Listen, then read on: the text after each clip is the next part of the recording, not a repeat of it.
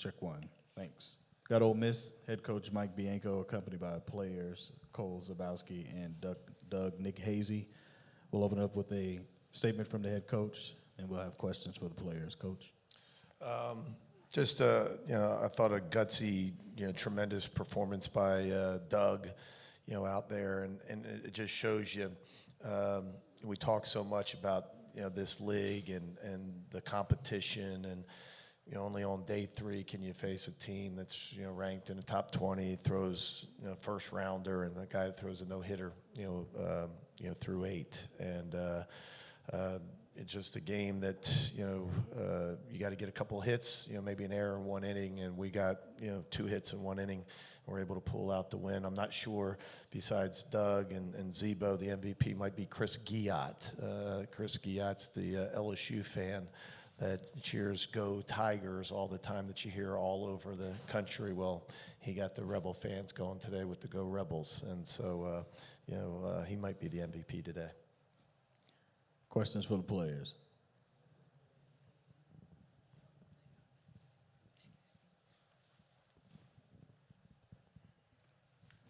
Doug, what was working for you today, and was it difficult having kind of a counterpart that was, essentially no hitting y'all through 8 innings? What was just kind of your mindset?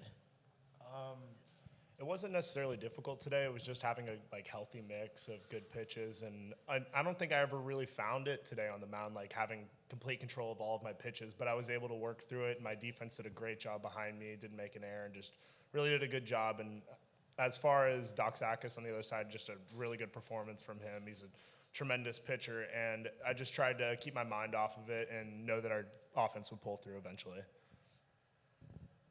Doug, what would you have said to someone a year ago that tells you you're in this spot, starting this game, throwing that game, and winning a game in the 9th inning like that? I would call him crazy, honestly. That was awesome. I think it's a once-in-a-lifetime experience for me, and personally, I don't think I would have ever saw myself here initially, but I think it's a great – I have to give a lot of credit to my coaches, Carl Lafferty, Coach B, who do a great job and got me in a position to where I could do this, because I don't think I could have done this coming in the fall, and I think as getting me cleaned up on the mound and giving me the endurance to throw 8 innings, that's a lot of credit to them, so I'm really happy for them and for me. Doug, can you talk us through what it was like coming off after the 8th inning? We saw you showing a lot of emotion there coming off the mound. Well, Josh Hall is one of my best friends on the team, and he was the first one coming out of the dugout, and I was just looking at him, and he was more fired up than I was, so he gives me energy. He's an energy giver, so you just kind of come unhinged, and you lose it, and it was really awesome. Cole, what did you kind of see in that last at-bat? It looked like you got a breaking ball that you put down there. Yeah, he had a good fastball, good breaking ball. After watching Keenan's at bat, he threw him a lot of breaking balls, so I was just trying to see him up in the zone and hit the ball where it was pitched. Kind of to back up on that, Zebo, Thomas Dillard gets on. That's the second no-hitter he's broken up this year. He's done that in the leadoff spot, just keep giving y'all opportunities. What's he meant for y'all at the top of the lineup since he's gone up there? I think he's big time up there. He's a playmaker at heart, and I think he can really make a difference up there. He gets on base and he can run, and that's big time out of the leadoff spot. Cole, what's the feeling in the dugout like in a game like this? No hit through 8th. We saw Zach with the whatever you want to call cap and the thing on his ears. What are you guys thinking? What's the vibe like in the dugout? I think it's a vibe like we're gonna get this done. We're all fighting every at bat. Of course we want to score 5, we want to score 10 off of this guy, but the most we can do is fight and put runners on and try to make something happen. Anything else for the players? Thank you, guys. You guys can step down. Thank you. Thank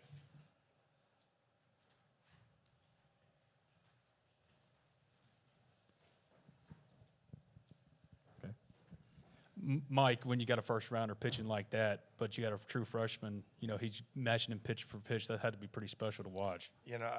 I would imagine so, especially if you're a fan and watching that game. I think our our culture loves offense, and that's awesome. But you know, to sit there and watch that. Unfortunately, I don't maybe watch it like the rest of the people, but just proud of Doug.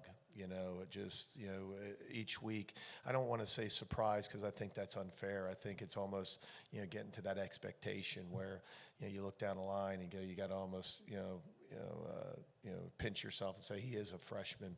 But, you know, I know the team's got so much confidence when he has the ball and he's out there, and he's one of those guys that just doesn't have bad innings, you know, and what I mean by that is there's guys where they lose it quickly.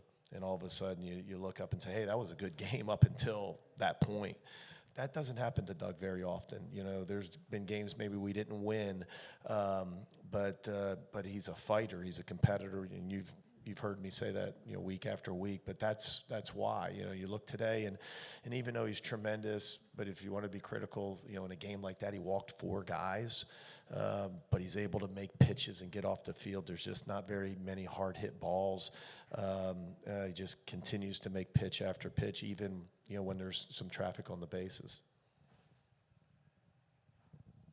Mike, obviously Parker's had some recent struggles. Looked like Tyler was also warm, and you chose to stay with Parker after the double. I think you visited the mound. What was that like? Didn't visit the mound, did not. but you're right. And it's just, you know, you win or go home.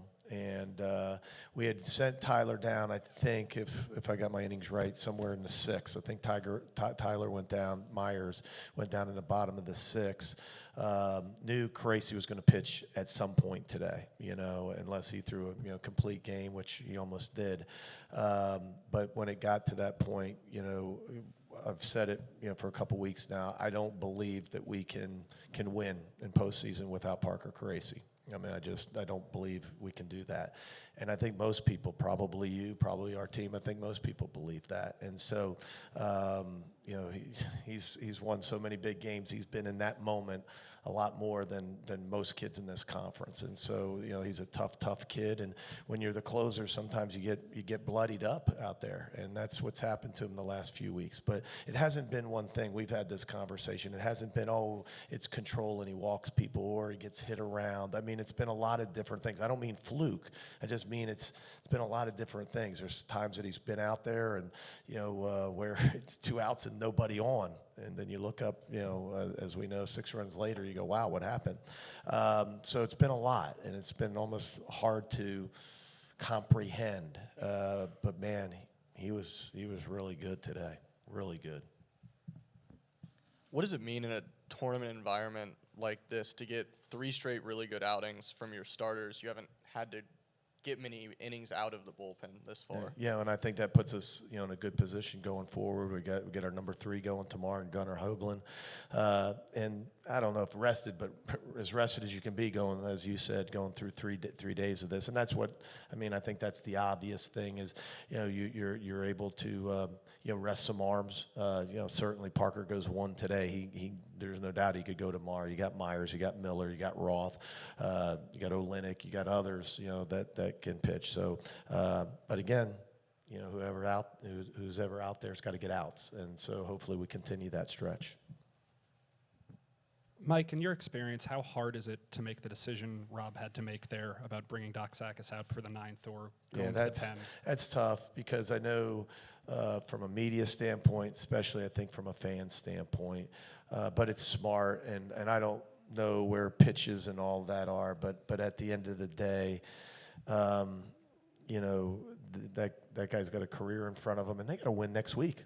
You know, and I think you got to be careful in this tournament. You know, as much as everybody wants to win it, you got to be careful because there is a next week. You know, for most of the teams here, and you got to be careful. You're here to win a championship, and I think that there's a fine line, and I think we all struggle with that. But I totally understand. I know it wasn't easy. You know, especially when a guy's got a no-hitter going. I mean, I know that's tough, and I'm sure, you know, Doc Sakis probably wanted to run back out there. But, you know, Rob's as good as a coach and as good a pitching guy as there is, and not only in this league, in this country, and so he knows his guys the best.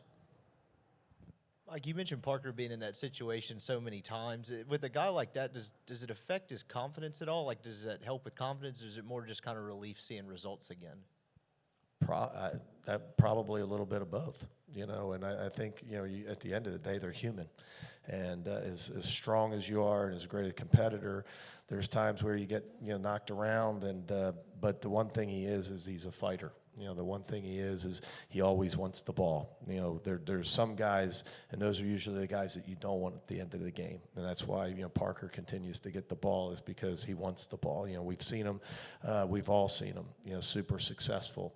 But yeah, I thought that was a big moment for him. So, hopefully maybe he'll do that another time or so, this weekend, and we can stop talking about that, because he's really good.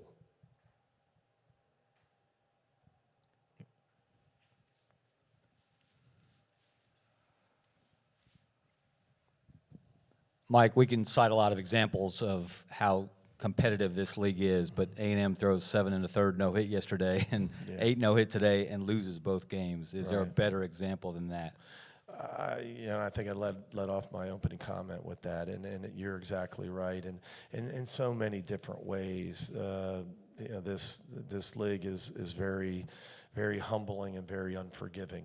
And that's a really good team in another dugout. And people will be critical, but at the end of the day, most teams in the country, well, all teams in the country would like to pitch like that. You say if you're going to do that, you have a good shot to win. Unfortunately, they matched up against 2 other guys that pitched really well, and that's, you're right. I mean, I think that's, shows you there's no more proof than that how tremendously tough this conference is. Anything else? Thanks, Coach. Thank you.